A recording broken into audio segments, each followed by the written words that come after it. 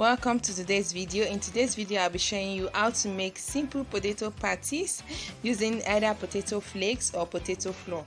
So this recipe today, I'll be using 1/3 cups of potato flakes, which is 1/4, or potato flakes, or if you have potato flour, you can use that for this recipe. This recipe is okay for those trying to lose weight. If you want something simple for your breakfast, or just want something extra for potato, you can also use fresh potato for this option as well. Just bake or cook your potato and you'll be good. So we'll be adding 2 eggs to this and mixed spices. In my mixed spices, I have shallot, I have ginger, I have garlic, I have turmeric, I have black pepper, I have coriander, I have just mixed spices put together. Then I have a little bit of salt. Into this, I'll be mixing in my eggs, okay, to this. So if you're a new subscriber, you're welcome to this channel. On this channel, we'll do everything healthy, from healthy recipes to nutritional talks to anything that will help improve your health and well-being. So don't forget to click the subscribe button if you love more recipes like this to join the family. Okay, so to this I'm adding some fresh moringa leaves. Okay, some fresh moringa leaves to increase the nutritional profile of this recipe, and I'll also be just mixing it up. So if you have a dry moringa leaf powder, you can just add it to it. Just know that you're going to have some kind of green color patty. So when you're done with your patty, with the patty, okay, so that's one thing with it. So okay, so if you are a returning subscriber, welcome again to our channel. Just thank you for coming back again to watching our video. So I added 1/3 cup of potato flakes. I see that wasn't enough, so I added just something a little bit extra.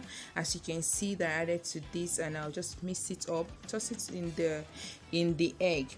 Okay, and to this, something I want to share with you about this is that you see it's a little bit soaked up because I'm using potato flakes. If you're using potato flour, it might not be like this. So because I'm using potato flakes, it soaked up the egg. So, and I don't want it like this, I want it a little bit loose. So I'll be adding some little bit of water to this, okay, so that I can loosen up a little bit, so I have that soft patties, okay, when I'm done making it. Okay, so I'll just kind of stir it up now. Just stir it up now to to form my dough. Okay, before I will now turn up my heat to make this. So I'll just take my time to mix this well.